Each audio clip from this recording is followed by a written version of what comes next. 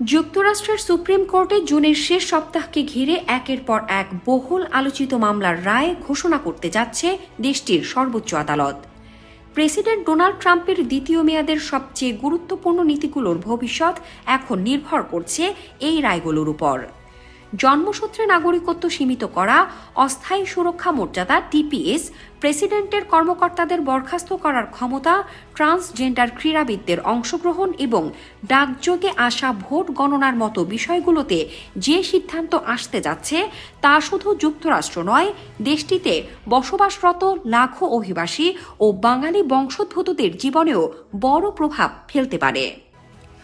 গণমাধ্যমের খবরে বলা হয়েছে, যুক্তরাষ্ট্রের সুপ্রিম কোর্ট সাধারণত জুন মাসের শেষ নাগাদ তাদের গুরুত্বপূর্ণ মামলাগুলোর রায় ঘোষণা করে থাকে। চলতি বছরও তার ব্যতিক্রম হচ্ছে না। এছাড়া এ পর্যন্ত মোট 20টি গুরুত্বপূর্ণ মামলার শুনানি শেষ হয়েছে। এর মধ্যে বেশ কয়েকটি মামলার রায় প্রেসিডেন্ট ডোনাল্ড ট্রাম্পের দ্বিতীয় মেয়াদের নীতি নির্ধারণে গভীর প্রভাব ফেলতে পারে বলে মনে করছেন রাজনৈতিক বিশ্লেষক ও সাংবিধানিক বিশেষজ্ঞরা।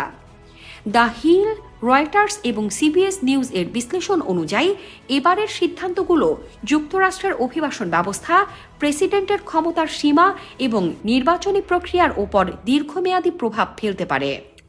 সবচেয়ে আলোচিত মামলাগুলোর একটি হচ্ছে জন্মসূত্রে নাগরিকত্ব বার্থ রাইট সিটিজেনশিপ সংক্রান্ত মামলা।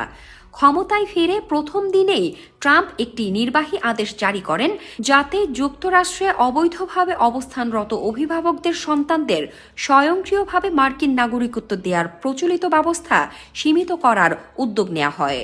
কিন্তু নিম্ন আদালতের প্রতিটি বিচারকই মত দিয়েছেন এই আদেশ যুক্তরাষ্ট্রের সংবিধানের 14তম সংশোধনীর সঙ্গে সাংঘর্ষিক।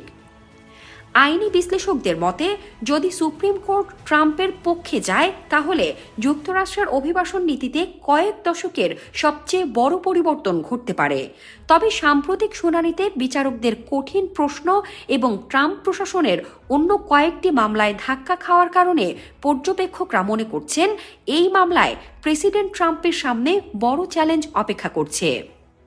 এদিকে আরেকটি গুরুত্বপূর্ণ মামলায় ট্রাম্প প্রশাসনের টেম্পোরারি প্রোটেক্টেড স্ট্যাটাস টিপিএস বাতিলের ক্ষমতা নিয়ে সিদ্ধান্ত দেবে সুপ্রিম কোর্ট। বর্তমানে যুদ্ধ, প্রাকৃতিক দুর্যোগ বা বিশেষ সংকটে থাকা দেশগুলোর নাগরিকদের জন্য এই বিশেষ সুরক্ষা দেওয়া হয়, যা তাদের যুক্তরাষ্ট্রে অস্থায়ীভাবে থাকার সুযোগ এবং কাজের অনুমতি দেয়। ট্রাম্প প্রশাসন ইতিমধ্যে 17টি দেশের মধ্যে 13টির টিপিএস বাতিলের উদ্যোগ নিয়েছে। এখন আদালত যদি সরকারের সিদ্ধান্তকে বিচারিক পর্যালোচনার বাইরে বলে ঘোষণা করে, তাহলে হাজার হাজার অভিবাসীর জন্য অনিশ্চয়তা আরও বাড়তে পারে। বিশ্লেষকদের মতে, ফেডারেল রিজার্ভ বা যুক্তরাষ্ট্রের কেন্দ্রীয় ব্যাংককে হয়তো অন্যান্য স্বাধীন সংস্থার মতো বিবেচনা করা হবে না, যদিও আগের এক আদেশে সুপ্রিম কোর্ট ফেডকে বিশেষ কাঠামোর প্রতিষ্ঠান হিসেবে উল্লেখ করেছিল। এ কারণে প্রেসিডেন্ট ট্রাম্প ও ফেড গভর্নর লিসা কুকের মধ্যে চলমান বিরোধেও আদালত ভিন্ন অবস্থান নিতে পারে বলে ধারণা করা হচ্ছে।